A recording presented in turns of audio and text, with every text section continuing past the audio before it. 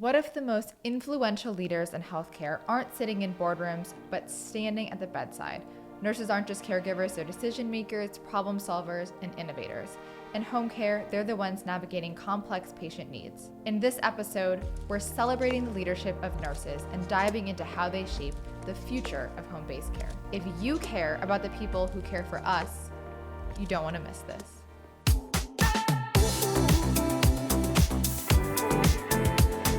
So in Care at Home, we talk a lot about the role of nurses, and I think it's not an overstatement to say that they are completely invaluable in the care team and in many ways lead the care that's delivered to patients and families across the Care at Home spectrum. So I'd love for us to talk a little bit about what that looks like on the ground. What are nurses doing in the homes each and every day for the patients and families that they serve? Elyssa, nurses are the foundation of Care at Home. Okay, there's no more important group of professionals than nurses when it comes to care at home. If we're going to do okay and succeed as an aging nation and meet the public's needs, nurses are at the center of how we're going to accomplish this. And the roles and the type of work that nurses do and can do in care at home in many ways is limitless. Okay, we're talking about much in the leadership space. I think we're going to get to that as we talk more. But on the front lines, working directly with patients and families in their homes, comprehensive clinical assessment, evaluating patients for various signs and symptoms related to their diseases and conditions, medication management, direct treatments like wound care and dealing with ostomies and catheters and infusion pumps and all the things that somebody that needs complex care at home might need managed. Nurses are overseeing the team, the broader team often. Home health aides are part of the care team that they might be overseeing, coordinating with other professionals like therapists. It is deep, complex, and critical work. That's interesting. So do you see any differences between different types of care at home? So are home health nurses playing a different role at the bedside than hospice care team nurses? What about the different types of nursing even within the field? Maybe a nurse that's focused more on admissions or intake and one that's focused on care management of a patient. How do those things play out? Yeah, listen, care at home is the future of healthcare, and it's encompassing all types of healthcare. So the diversity that you can imagine in nursing roles in any setting, like a hospital or facility, we're going to see that type of diverse clinical focus within care at home. Everything from end-of-life care and palliative care needs, where we need expertise in symptom evaluation, symptom management, counseling and coaching families about how to manage various circumstances when there's no professional in the home. And then, of course, when it comes to rehab and recovery, post-acute care, a whole range of issues they might be confronting, anything from surgical wounds and management of, post-surgical issues, drains, monitoring for infections. They might be looking at rehab and recovery after an orthopedic or a neurological condition, or we've got a lot of people that need care at home related to a chronic illness that's flared up. Heart failure, chronic lung disease, and those are different skills and activities as well. So it's really quite a diverse set of activities that nurses are involved in on the front lines. There's also a lot of care coordination, care management, because in the patient and the family, they're in their home. They're not in a facility where the other professionals are there to talk to in the hallway. So you're gonna have to communicate either telephonically or via our electronic platforms with physicians, with other home care professionals that are coming on different days. Maybe the nurse and the physical therapist need to team up on what's happening with a given patient. Or in hospice care, we have interdisciplinary teams that really work on comprehensive care plans, and they have to meet and discuss and plan out what's going to help meet the person's needs. That oversight that you talk about, the care planning and coordination, and even just to oversee the direct care, that makes me think about something that I hear quite a bit in home-based care, and particularly that I've heard with my background in hospice care, is that the level of autonomy that nurses have in home-based care is completely different from a hospital setting or another healthcare setting. And there are other differences too, but that's one that I hear quite a bit, not only to lead the care planning and really take charge of the patient's care, but also to, in some ways, of course, we're bound by certain restrictions, but create your own schedule in ways that allow you to balance things a little bit more. Now, I think balance is kind of an elusive concept in work life, but at least you have some control over your day to day and you can work with your team to figure out what works best. So let's talk about how home-based care from like a scheduling standpoint and autonomy standpoint differs from care in other settings as a nurse. Yeah, absolutely. And Elyssa, as you know, I'm not a nurse. I'm a family doctor, geriatric medicine physician, and I've worked with lots of nurses over the years. And I don't want to overstate this, but I've seen. Listen, as a family doctor, one of the things that I've loved about home care, and there's a lot of similarities between family medicine and nursing, which is that they both are holistic in nature and really like to look at the whole person and be able to practice kind of a full family-oriented care. And nursing is so based in holistic assessment, understanding the patient in the context of the family and the community, understanding their true goals, not just their biomedical diagnoses. And so in care at home, nurses get to be the nurses that they train to be. They get to work with the family, work in the community, look at the whole picture, and be that champion for patient-centered goals. And it's a wonderful opportunity. They're often without anybody with them. You know, it's solo, okay, a little bit of lone wolf type of situation. And that can be scary. That can be scary for, less experienced nurses. And that's something we have to work on. But you get to kind of do your thing, right? And practice the way that you believe. You can be true to your values.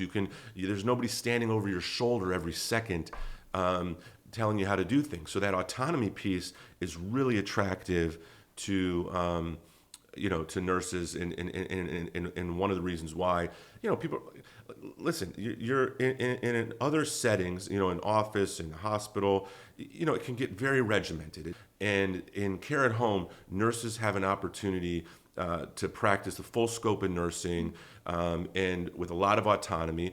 And then the other thing that you brought up, I think, is important to recognize is that, because there's not patients sort of waiting in a waiting room with appointment times, what have you. You can triage and make decisions that support your schedule. Sometimes there's flexible scheduling opportunities in our sector. We think about hospice nurses. I've got to be straight. That's a 24/7 operation in many instances. So although the schedule can be flexible, we also have the issue that people might need help at home, in the middle of the night or on a weekend. And so there's definitely demands from those standpoints. Hopefully through cross coverage and on-call teams, those things can be done in a fair way that support a sustainable career where you can, still be with your family and friends.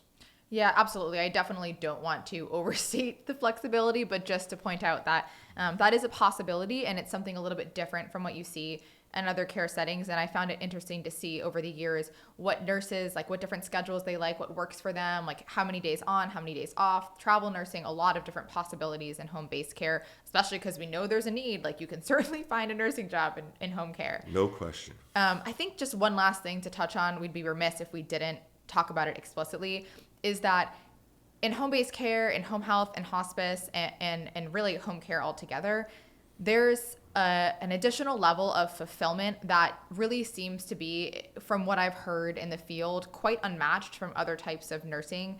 Can you just speak to that, like emotional appeal, the way that people get to connect? You talked a little bit about what it's like to be in the home, but even just to think about how you're speaking to patients at their most vulnerable times, helping them through that journey, getting to connect with the caregivers. How is that different from other settings? Yeah, nurses working in the home care, hospice fields, they have unmatched patient relationships and family relationships that are so rewarding. So one, just what it means to people that you've come to help them in their home. You've sort of left your comfort zone, left the sort of power base of the hospital or health system and gone to see people on their own turf.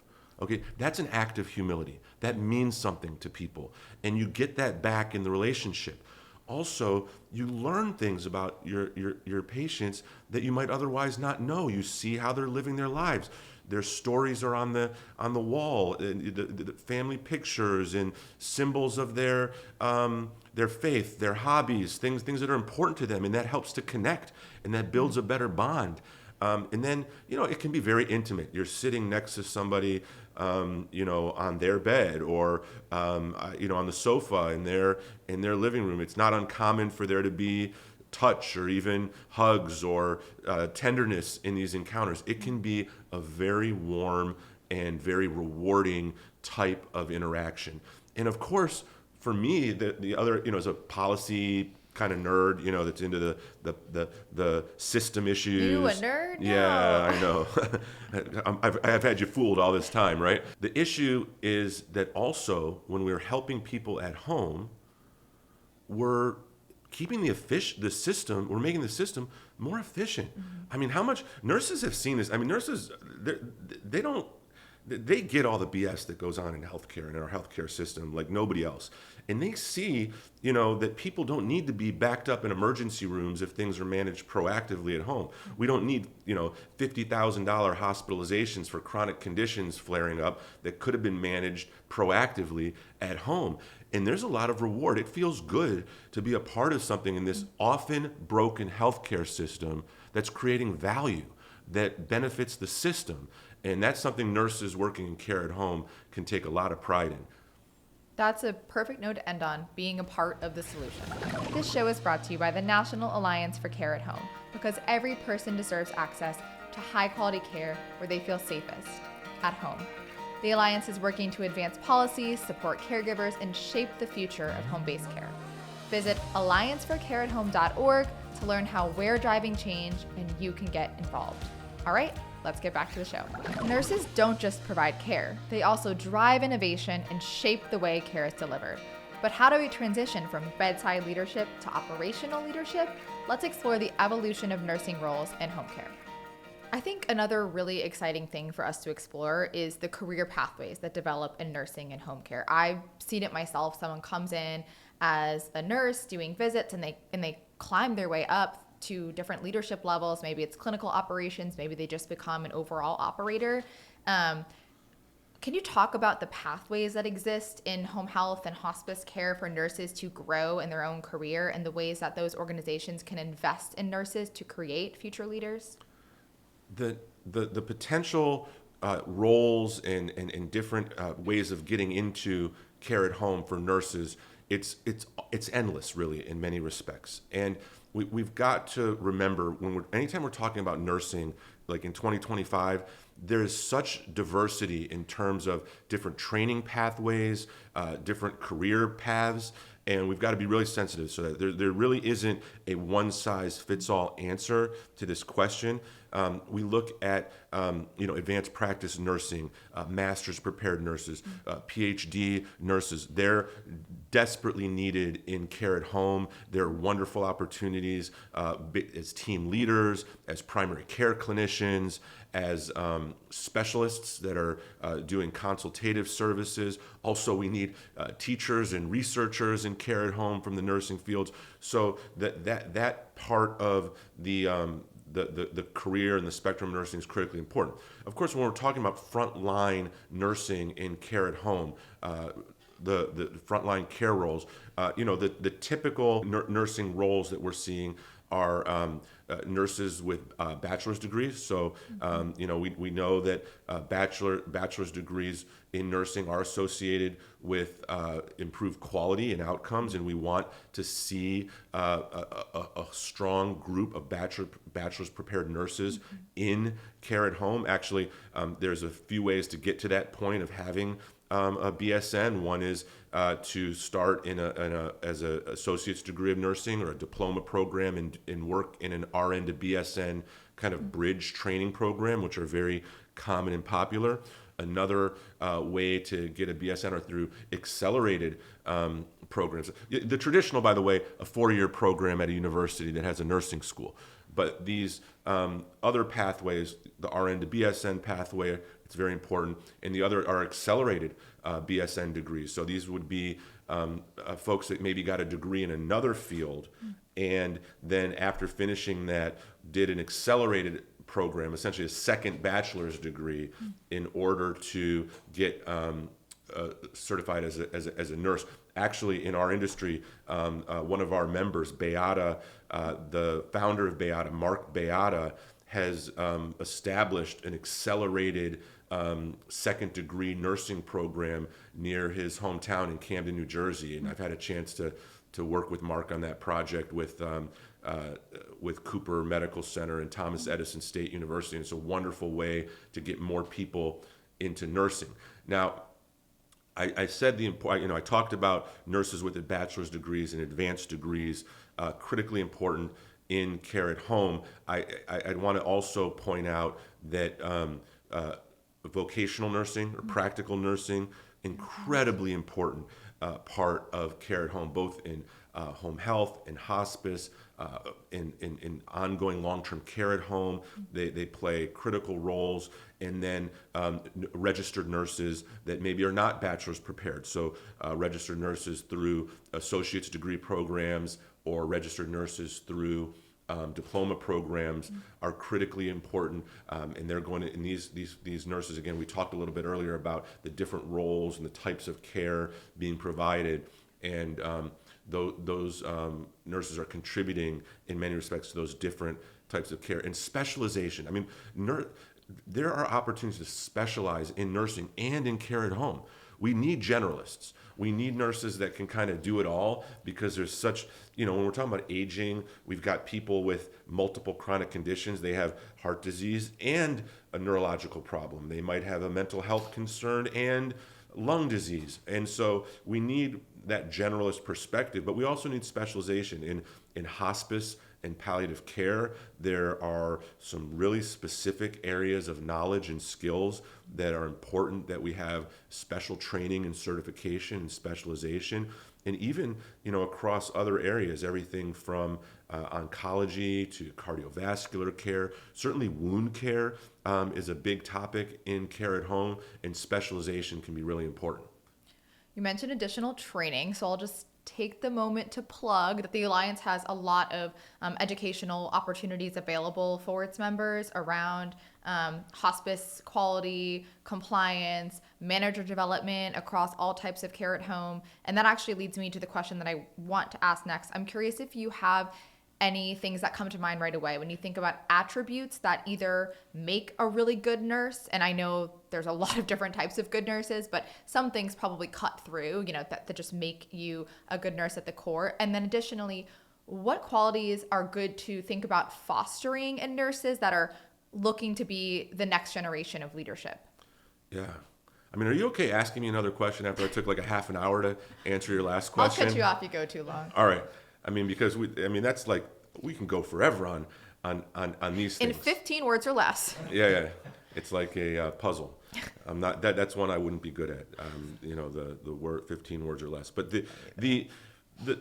listen, the thing that I've always been impressed by nursing, by nursing and by the nurses that I've worked with in care at home in particular, is the incredible balance of art and science, of brain and heart. Okay, this is a field where the fund of biomedical knowledge needs to be elite. It needs to be honed. Okay, because again, we're talking about people that need care at home or hospice care or post-hospital home health. They might have been in an intensive care unit like a day ago. Okay, with organ system failure and 15 medicines and all kinds of medical equipment. So the level of knowledge and medical understanding is very demanding. Okay, and then also these situations demand incredible compassion, humanism, the ability to connect, the ability to communicate with families, to teach, to gain trust. I mean, we've talked a little bit about hospice at home. Think about the amount of trust and the amount of connectedness that's required to work with a patient and family in an end of life situation, somebody dying at home and making decisions about what treatments to continue and what to forego, and the relationship piece. So again, I think this is a field. It's hard. It's not for everybody. It requires deep and broad medical knowledge and skills, direct clinical skills, everything from wound care to IV issues and med management, but also it requires incredible heart and communication skills. Yeah, absolutely. It does feel in some ways like, of course, your training and understanding of the field are table stakes in a sense, but if I had to think about one attribute that I've seen really shape and transform nursing, it's that communication skill. Communication to lead your team at your agency, to lead the care plan, to communicate with the patient, to communicate with their loved ones. That seems to be one of the most important things, especially, as you said, in these delicate moments. Okay, one last question before I regret it. It's that bad, isn't it? In your experience, are there any leadership lessons that you've learned or anything from other fields that you look to, like outside of healthcare even, where you're like, that's a really good quality to try to foster, or that's something we need to be doing? Is there anything that stands out to you, either on an individual level or a systems level, when we're thinking about the future of leadership, nursing, but even more broadly? Yeah, I mean, one of the things that I get the privilege of every day is to talk to my wife Allison, who's in a totally different industry. Actually, she works in marketing and in financial services, but she's a customer experience officer. Okay, so her whole career focus is around how customers experience their financial institutions, and there's a lot of interesting work around scripting of communication, of modeling out through things like storyboards and customer journey mapping to sort of show what should really happen with each encounter. Because as we talked about the brilliance of our nurses in care at home. Sometimes they need help too, just putting them in the right position, setting them up for the right types of conversations at the right times, not accidentally, putting, all of us can accidentally put our foot in our mouths with patients and families if we didn't think through or have a thoughtful approach. And so, I've learned a lot from Allie and how she thinks about the experience, and I think we can learn a lot from that in improving the patient and family experience in care at home. And one thing I know the last thing you want me to do is go down some other rabbit hole here, but there's something I want to point out that's a big deal that I think everyone that's in care at home has to think about, which is that profile that we talked about the biomedical knowledge, the confidence, the clinical confidence, with those social communication and relational skills.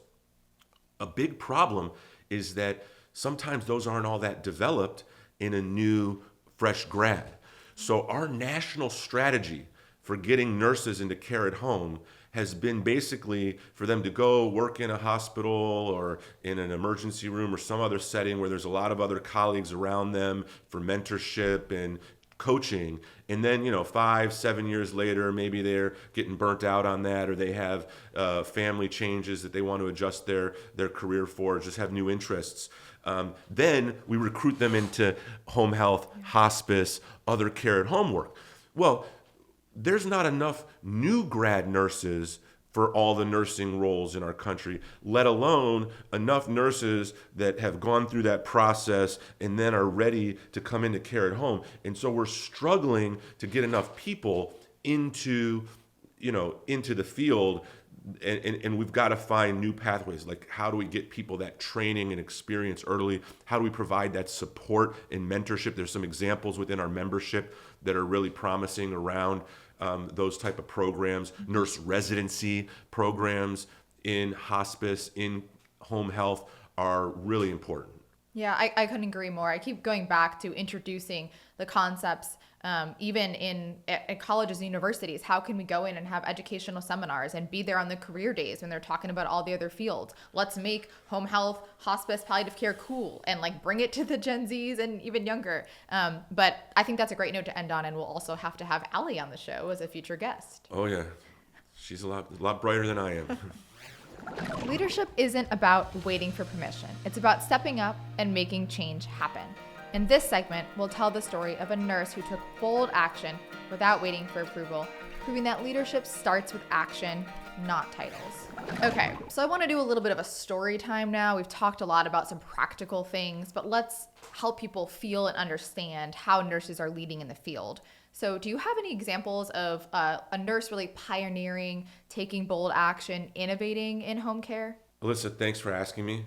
And I can't. You love story time. I like story time. You know, anytime that I just get to listen to myself talk, I'm a happy man.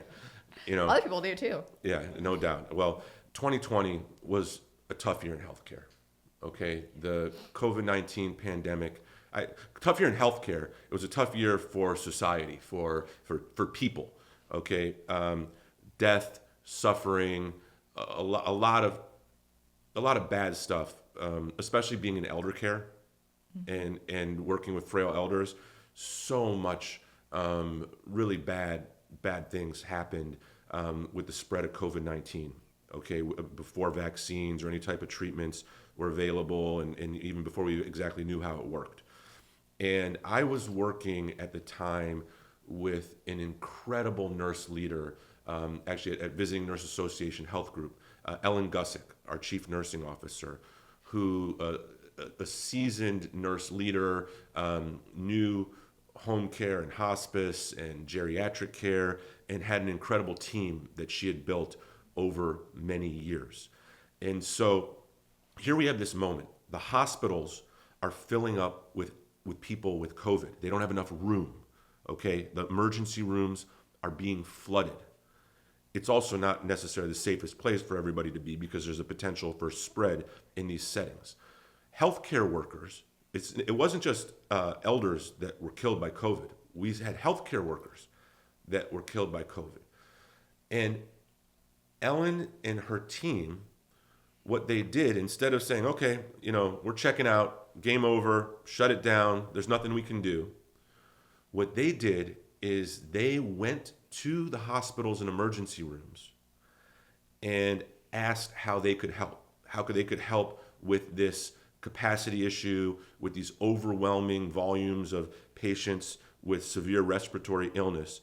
And then Ellen, working with some of the hospital leaders and her team, they developed within like a few days, okay, a whole new model of care for providing COVID care at home. So they were able to transfer patients that met certain criteria that were appropriate to go home, transfer them home so they were no longer in the hospital. They were where they wanted to be, and also the hospital overcrowding issue was addressed, okay?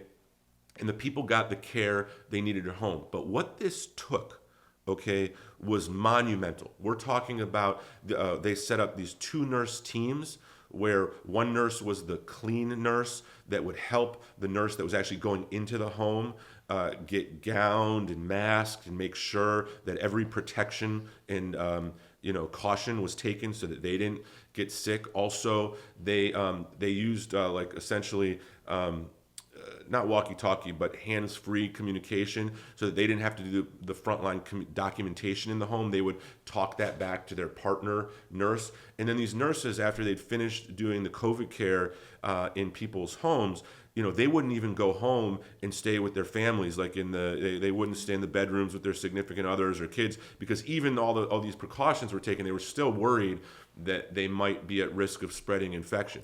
So they really saved lives in this. They kept the health system functioning, even though it would have been very easy to say, we're out, we're not doing this. And one of the best moments that I ever saw was they did get recognized for their heroism on Good Morning America. So Ellen got featured on Good Morning America. I don't know if any of you have seen it. It's not quite as prominent as this show, but they do it on ABC sometimes, and it was a really good honor and recognition for Ellen and that team. That's a truly inspirational story. It's hard to even like bring yourself back to that place and think about what it was really like in those early days of COVID for our front lines. Not that that word is used enough these days, but um, I mean, it's a whole other talk show thinking about what the healthcare team went through during COVID-19. That is an amazing example of innovation and action. I know I myself experienced at the time with Heart of Hospice watching the team pop up an inpatient unit in just a few days, which would normally take months, if not years, to even get the approvals. But it's amazing what we realize we can do when the bureaucracy is out of the way and we can move mountains. And then it kind of teaches you that even when those systems are back in place and we're business as usual, so to speak, we've learned that we can, I don't know, climb over the wall, go around the wall, dig a trench beneath the wall, and innovate in that manner, and not to let those initial barriers stop us. And it takes a lot of innovation. It takes a lot of courage, personal drive, and not everyone's going to have the capacity to do something like what that team did. But that's truly incredible and really showcases the power of our nurses team. Yeah, no question. And we saw that across the country at some of those dark moments, nurses stepping up with bold and innovative solutions. I tip my hat. And you were right to point out the policy flexibilities and some of the getting bureaucracy out of the way. That's critically important. Also, one of the things that was really important was that the CARES Act, federal policy, provided some opportunity for hazard pay and additional compensation, which I thought was of significance as well. All right, if you've made it this far, you clearly care about the future of home care, just like we do. So let's keep this conversation going. For more real talk, real stories, and real solutions, follow and rate us on Apple Podcasts to keep up with our latest episodes and expert insights on how we can reshape care at home together. Just search for Who Cares on Apple Podcasts and hit that follow button. Now, let's get back to the episode. For our next segment, we have a very special guest. We've talked about how nurses lead in home care, but let's explore what it takes to truly elevate their role in the industry and pave the way for the future that's needed in healthcare. Jennifer Mensick Kennedy is the 38th president of the American Nurses Association, the nation's largest nurses organization representing the interests of our nation's 4 million registered nurses. Jennifer is a sought-after presenter and a prolific author based on her insights about and experience involving key nursing issues. Her books include Lead, Drive, and Thrive in the System and The Nurse Manager's Guide to Innovative Staffing. She also co-authored Lead Like a Nurse's Step-by-Step Guide to Transitioning to the Professional Nurse Role, among other publications. Prior to her presidency, she held key leadership positions within the nursing profession. Welcome to the show, Jennifer. We're glad to have you.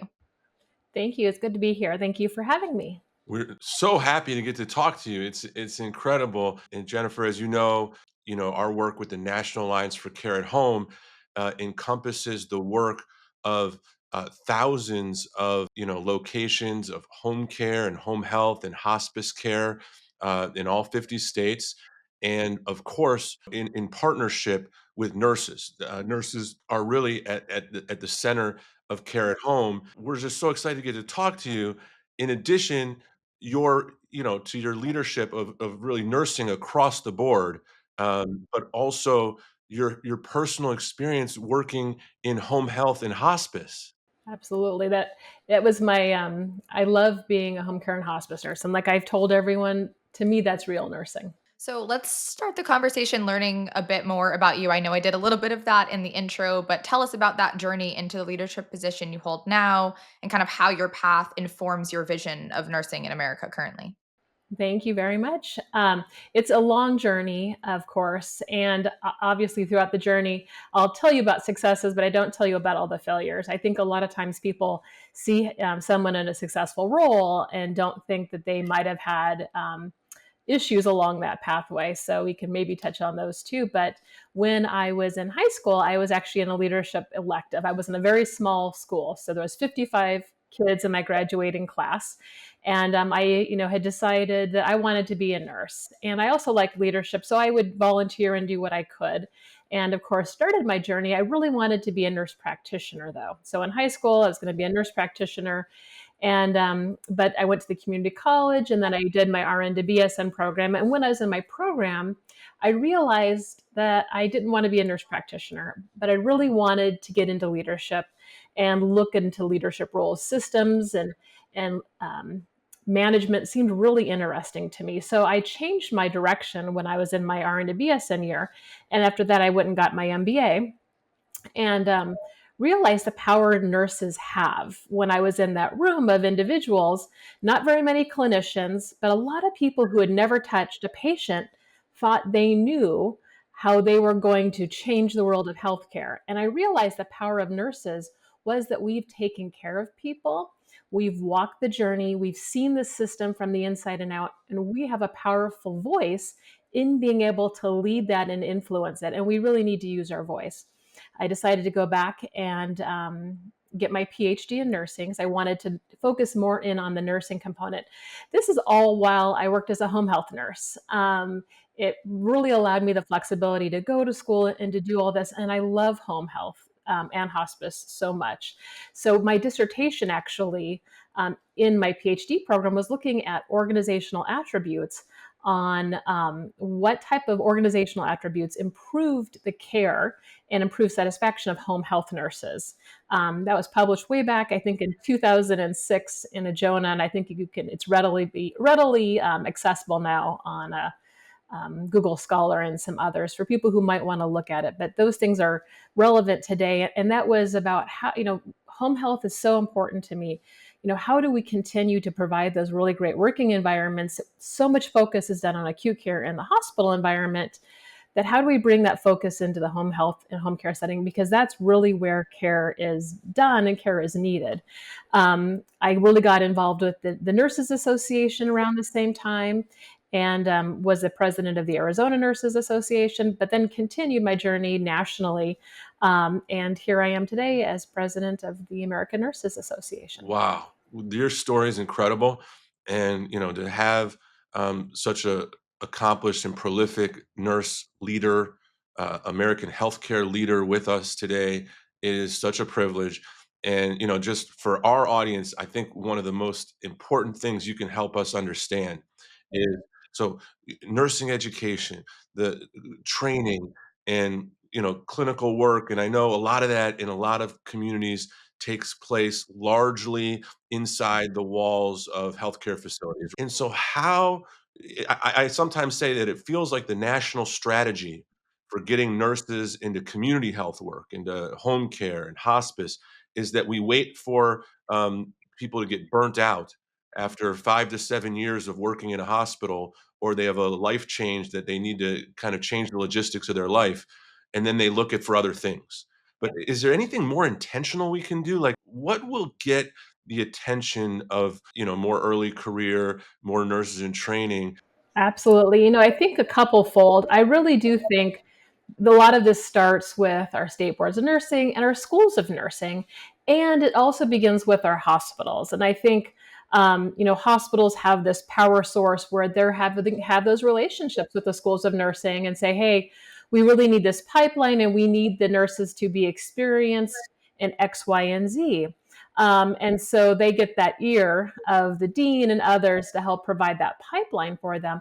But there are some schools of nursing who have turned that model around throughout the United States, and where the nursing students do majority of community care, or they start in the community and then they end up maybe later in the hospital. And I think this really goes back to our faculty, for any nurse faculty who are listening. And when I talk to nurse faculty, real nursing care is the nursing process. And I was just talking to some nursing students the other day. That's care coordination. That's care management. That is planning care and really looking at what that patient needs in the long term. And, from a society, we keep asking about preventative care. When are we going to change our model to more preventative? And I've said to people, I don't like home care being called post-acute care. Why don't we call it pre-acute care? Like this, we need to really change the words we use, because home care should be before and after an acute care hospitalization. It shouldn't be something we only think about after a hospitalization. So I really wish, I know we can get there. And I want nurses to realize nurses are more valuable for their care management skills and their care coordination, not how many IVs you start. So let's move away from those tasks. Tasks are important, but you have a much deeper skill set that's really more important. And that's how we're going to change the health of our nation, is in each home. So much of that resonates with me. And I mean, one of the pieces there is I had a colleague that used to say that we will get things right in elder care. This was talking more about geriatrics when we stop referring to people being admitted to the hospital and start referring to it as them being discharged from the community. And that we need to focus on how important it is to do all we can to prevent those decompensating episodes and things that are preventable, that are so costly, that are so traumatizing for people if they can be avoided. And nurses have to be at the center of that, like the brain power, the skill set, the coordination competencies that you're talking about, and general risk assessment and those type of things. Have to be right at the center of it. Now, you did mention, what you're doing with nursing faculty. Now, it's when I've seen some of the reporting out of like the American Association of Colleges of Nursing, and some of their reporting that they've even seen schools have to turn away qualified applicants. One of the things they point out is that we don't have enough faculty. And so, is this an area like you think in home and community based care we should be trying to work with our sages and leaders to get them more involved somehow and support them to be faculty, or is this really something limited to just folks that have long term been on a faculty career path? What can our organizations in care at home world do to contribute? No, that's a really great question. And I do think it is, I know how busy all of us are. And I think when people say we don't have enough faculty or we don't have enough spots, it's usually referring to the hospital, right? And so, how do we, is in the community and in home care and hospice, come together and provide a structure that says we can provide X number of spots to help precept and bring people in, and have this really be a part of their education, whether it's in a community college nursing program, or it's in a baccalaureate program, or it's an AdBac, one of those accelerated nursing programs. I really think there is so much opportunity for home health and hospice to be part of this, where we, offering up clinical spaces. And so what that's going to look like, though, from a home care and hospice and home health perspective, is making sure that your preceptors have the time to precept the nursing students and take care of their patient care, which is the same dilemma, the hospital nurses are facing. But I think being able to volunteer, because that's going to open up those experiences for those nursing students to say, I can do this. And I think it's also about the very old mindset in nursing and in nursing faculty still, that for some reason they tell people you have to have 2 years of med surg experience before you can go anywhere or do anything. That's the silliest thing I've heard. First off, there's not enough spaces in med surg for everyone to have 2 years of med surg experience before they go and move off into another area. And again, it's really hard to untrain someone from a med surg perspective or an ICU perspective, when you really should be focusing in on that community and the nursing process in the community. So there is absolutely no reason nurses and nursing students can't go right after graduation into home health and hospice. I actually, when I was a home health director, had a program where we brought brand new nurses into and hired brand new nurses into home care, and that it can be very successful. And so I think we just have to change our perspective and not wait for people to get burned out in the hospital. I want people to love nursing and to love nursing throughout their career, and not get so burned out and feeling stuck that they leave the profession. And I want people to know that they can enjoy nursing in a community setting, where we have these great opportunities and really need people in those opportunities. So I think the home care and hospice agencies and organizations such as yours can really work together, bring everyone together, partner with the schools of nursing. But it's also about, too, helping those nurses who are your staff on their own educational journey to continue to get their bachelor's and master's degrees so they can be prepared to be this faculty and preceptor for those nursing students.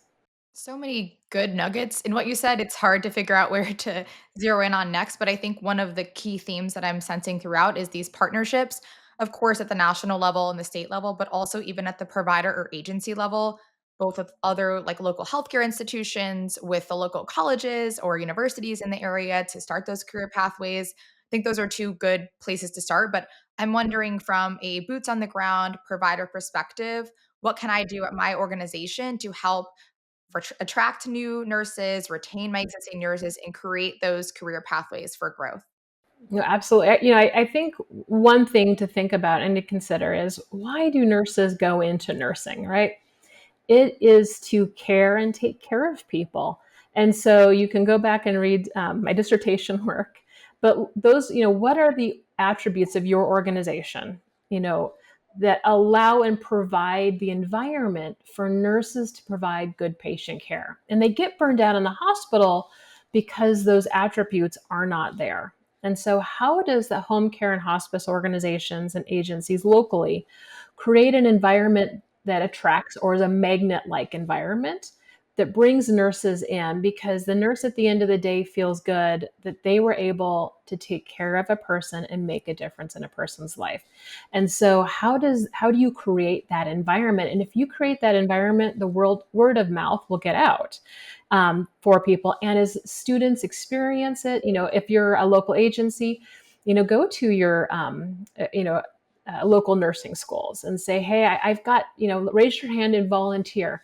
Maybe I only have one spot for a nursing student or two spots for nursing students, but starting small and saying, hey, I can help take students, because it is really hard out in the world. So many schools of nursing struggle to find spots to place students. And, you may not get taken up on this because maybe the nursing school is just not there, but in the perspective of home health being valuable. But if you continue to educate and, bring up faculty and, continue to have them go back and get their master's degree, maybe they can partner with the schools of nursing and get hired on and provide those clinical rotations and be those preceptors for nursing students within the agencies. So it's about supporting continuing education for the nurses in your organizations and your agencies, and then providing those experiences for the nursing students. That's optimistic and exciting, and we're hitting on a lot of, I think, really kind of important pieces here. Don't want to avoid any of the harder topics, and so just want to, just see, if we frame it a little bit differently, are there things that you see, you know, organizations, employers in the care at home world getting wrong related to nursing? Are there things that you're concerned about that you or your colleagues are thinking are missing the mark? And how are some of those issues playing out? It's a really great question. And I think um, it's about the words you use, right? Because sometimes it really is just a miscommunication. Because, not to say an organization doesn't care about the patients on their service, but it's about how they communicate and utilizing nursing language. So I think um, when there's not a lot of focus in on outcomes, or the focus is on, more on productivity, or the focus is more on um, a pay per visit model. I've done a whole bunch of models in my life, not to say one is worse than the other, but when we lead with finance, and not to say finance isn't important, like I always, no money, no mission. But when that's the lead conversation, or that's what nurses hear all the time, then it becomes a little bit of a burden. And so, how does a leader in a hospice and home care organization lead with patients first? And how do you get the nurses in, case conference and the care conference, and help them to look at the finances, and they should be part of the finance conversation. And I say this for nurses in the hospital: when you have a budget for a unit, or have a budget, get the nurses involved to help them understand all of what's going on all those components and working parts. Have them help if an organization needs to streamline or reduce cost, have the nurses contribute to that conversation and really dive in and be part of that solution. And I think so many times our solutions happen behind closed doors, and then we communicate it wrong. It falls poorly on how we communicate quite often to the nurses. So it sounds like they have to work faster, they have to work harder, they have to see more patients, their caseloads are hard. And so sometimes I also don't think we listen enough. So, patients are more complex, like even in the hospital. So we have med-surg patients now that used to be ICU patients, a decade ago. So med-surg acuity is higher. These patients are coming home with higher acuities. And I know we're under the financial pressure, Congress keeps trying to decrease and cut funding. But how do we really look at things very different, but have nurses as a partner, have the physical therapist as a partner, and all the rest of the disciplines as a partner at the table in these conversations to help be successful? And I think that really would change the conversation drastically. And two, I think that what we need to do too is ensure, and this is a hospital issue, big hospital issue, but safety. So, how do we ensure safety of our clinicians, of our nurses, with the escalation of workplace violence? And it's in every setting right now. So how do we have those policies? How do we have those processes? And how do we listen to our clinicians to make sure we keep them as safe as possible? Thanks for bringing that up. That is such an important thing. And, we have, people out on their own, often, nurses, aides, all types of people who are treasures and need to be protected. And that's a critical point. I'm glad you brought it up. Yeah. I remember I have most of my best stories in healthcare are from my home care and hospice work. I had a new graduate nurse who, and this was, 15 plus years ago, who we were in Arizona, and she didn't realize maybe the signs and symptoms of a meth house, someone making meth, right? The cat litter and some of the things we might educate people on now. She got caught in a drug bust at this home health. And so she calls me, the police, one of the police officers calls me to verify who she is, right? So there are things that are more unique to the environment now that, we need to train nurses on, like, how do you know when you're going into a house that might have drug activity or might have this activity, and how do you report that back, and how do we come up with a care plan that takes care of the patient but also doesn't jeopardize nurses? And so that situation turned out well. She was good, but it's a story that she'll always remember. So the environment is really complex, and how do we support nurses in understanding these environments? It's so much more complex today than it was 15 years ago. Absolutely. I think in addition to all of the training and safety requirements that we have to make sure we're on top of, there's also the emotional burden that might happen in certain care at home settings, which isn't unique to care at home, but of course it takes on a different tone, particularly in home care and hospice. So there's just a lot for us to take accountability for in terms of making sure that our nurses are happy to show up to work every day. We know the flip side of the coin, the autonomy, the independence, the leadership of the care plan that happens in the home. But what about, where are we falling short on supporting our nurses? And lots of organizations are doing a phenomenal job, but there's always room for improvement to get there. Um, I'm pivoting a little bit because I want to keep asking from the nurse perspective now. If I'm listening in, I'm an aspiring leader, specifically in care at home nursing. What advice would you give me? Are there any specific educational pathways? Are there attributes that I should lean into? Are there experiences I should be trying to have at the bedside in order to then grow into more of an operational role?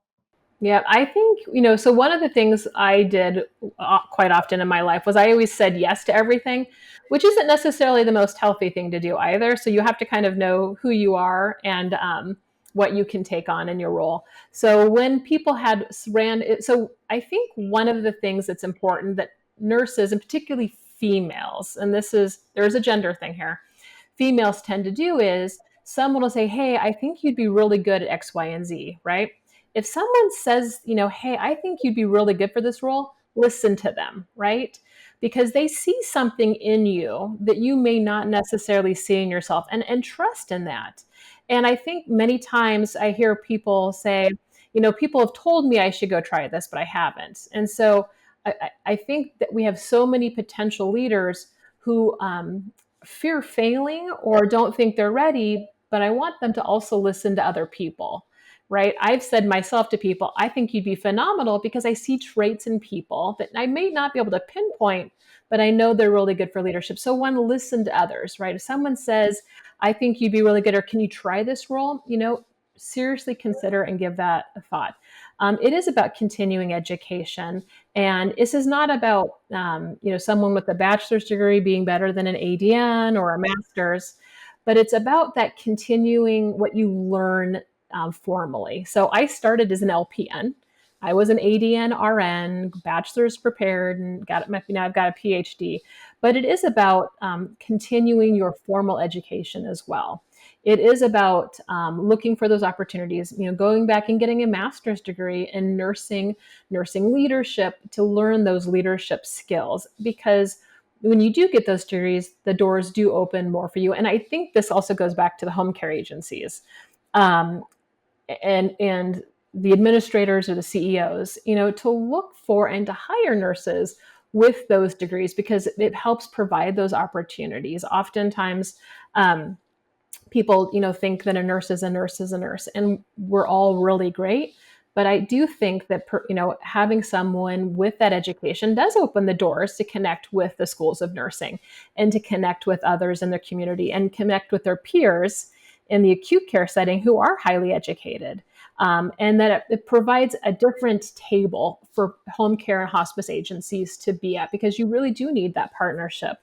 And then take on, whether it is shared governance, because there are home health agencies and hospice agencies that have shared governance, or partnerships or committee work. Do little things like that, to get some of those initial leadership skills and management skills. But there's a lot of things that people can do to help build those leadership skills on the trajectory. But I started out a director of clinical service, case manager in home care, and then started out as a director of clinical services, then kind of expanded. Then I was the regional director. So it is about continuing to take those next steps as you progress. And of course, from association to association, get involved in your association education and networking opportunities. How to say that?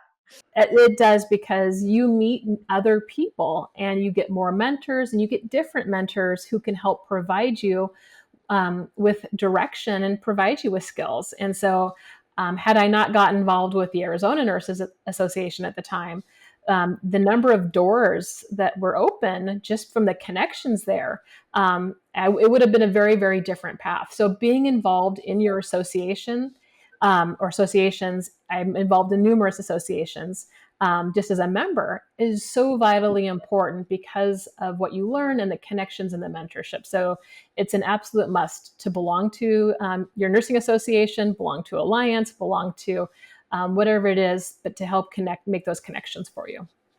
I know we are running out of time, and we could go on forever. There's so much that we didn't cover, but I do want to give you the opportunity before we wrap up to speak on behalf of the American Nurses Association. If there's anything you think that we should be pushing for, focusing on from a policy standpoint, what is top of mind for you, and how can we better support our nursing workforce? Oh my gosh. So top of mind for us and top of mind for work for us is Medicaid.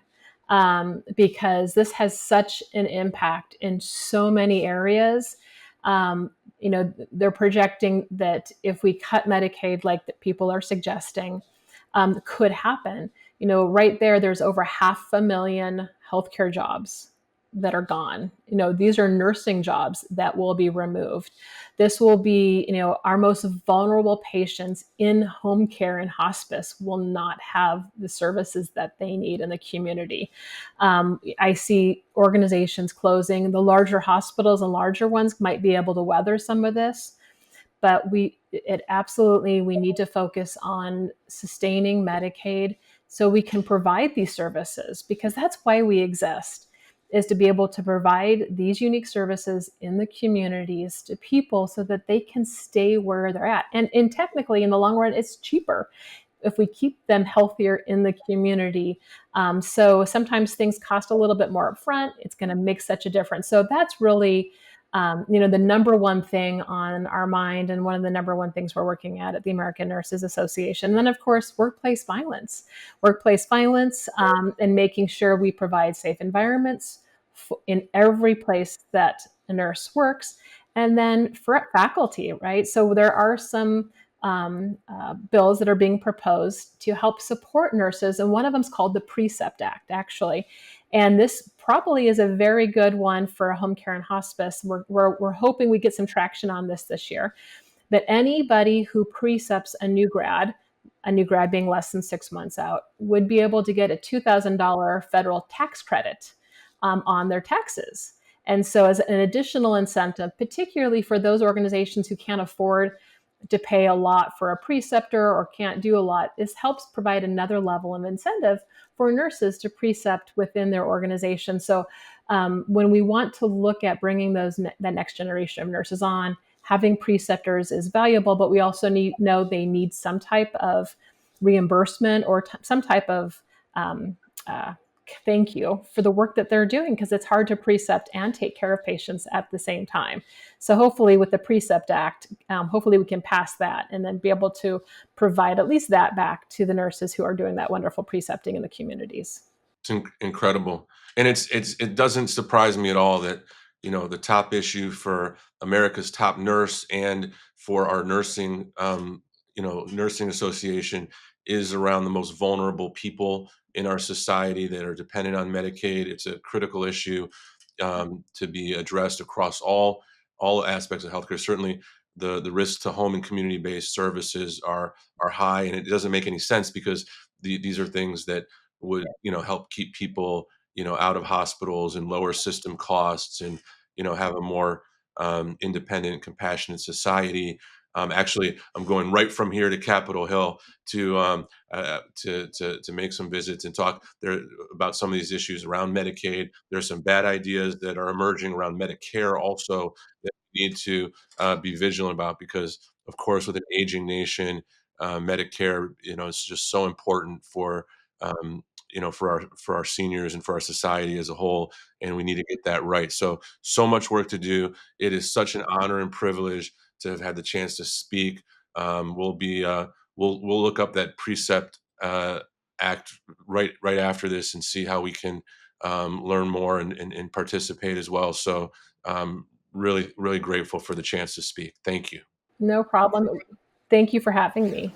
So we've talked about how critical nurses are in the care team, but I think it's also important that we take a moment to recognize the immense burden that our nurses are facing right now. I mean, along with the rest of the workforce, but the shortages are really impacting our nursing workforce. So can you speak about what that reality looks like and maybe some potential solutions that we should be thinking about and driving toward? Elyssa, this is kind of the downside of our conversation, and we'd be remiss not to explain and talk about. I think this is the number one public health problem in our country. Okay, especially if we look at it from a perspective of aging and care for an older population. Nursing shortages are very serious, as a very serious problem. And there's a lot of things that are just really frustrating about what's happening right now. So for one, the American Association of Colleges of Nursing, okay, this is the organization that all the nursing schools in the country are members of and participate in. So the AACN, they're saying that every year, or at least the last year that they measured in 2023, 65,000 qualified applications to nursing schools were turned away because the schools didn't have enough slots. And that's at a time when we have somewhere, depending on how it's measured, anywhere from 70 to 100,000 nurse shortfall in registered nurses in our country right now, and those shortfalls are going to grow. Some states are worse than others. It's uneven, the nursing shortage. But as we look out with the needs of an aging population, with the needs of we're going to have a lot of retirements in nursing. Some of the big generation, the baby boom generation, a lot of nurses, a lot of nurse leaders within that generation. We need new nurses. We also need to make sure that the work is doable so that people stay in it. We lots of stories of nurses that just say, forget this, I'm going to go do something else, start my own business, or podcast, maybe podcast, no doubt, the influencer, exactly. So the situation is really serious. We need to expand nursing education. So that's one of the reasons why I highlighted before the work that Mark Beata's doing, because I just think it's so important to look at ways to create programs that create net new nurses. And there are students that are interested that don't have a spot. So why is that happening? One of the big issues is there's not enough nursing faculty. So we talked earlier about those PhD trained nurses, those master's prepared nurses. They're going into clinical practice, and the compensation and the attractiveness of these roles in academia don't compete. But the schools need them because they need those advanced trained nurses in faculty roles. So we've got to figure out what policies can get more faculty, how do we expand class size, and then these other pathways. You'd mentioned them earlier, which I thought were really important. I didn't really comment at the time, but you pointed out, what are the opportunities that maybe somebody working as a home health aide can get supported to develop their career and get trained in nursing, kind of a earn while you learn type of model. Those type of pathways are really important too. There's no corner on potential solutions here. We need to take all the different options and go at it, because we can't go on like this. We need to have an adequate supply of nurses.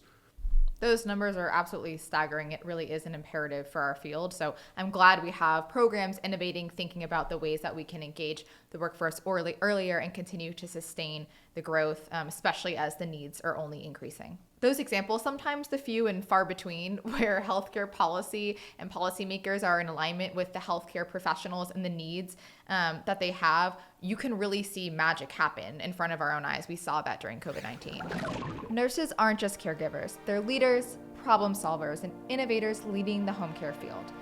Care at home will impact us all. Let's shape the future together. Thank you for joining us, and we'll see you next time.